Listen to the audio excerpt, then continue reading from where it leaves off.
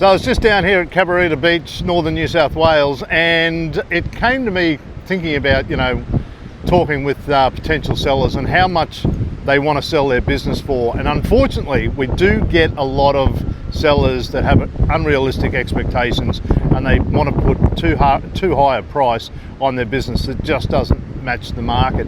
And what ultimately happens is the business will sit longer on the market, you'll get less buyer inquiry, and ultimately it'll go stale.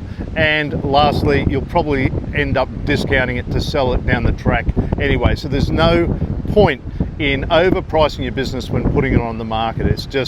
It's unrealistic expectations. So, but on the other side of the coin is that if you price it too low, you really want to move it quickly. But buyers will see the desperation and they'll capitalize on that desperation, and you'll ultimately leave money on the table. So, there's a lot of factors that go into how a business broker will appraise a business and negotiate with the seller as to what we're going to market that business. And it's not just 2 times multiples or anything like that. There's a whole raft of indicators that we take into consideration: what's happening in the market, yes, what the figures have been saying in the last few years, but and there's also comparative business that have also sold in that market that we can draw upon to ascertain, well, what's the right price, what's a fair value, and what's going to move this business quickly. So if we want to attract enough buyers and we want to get the right price for your business,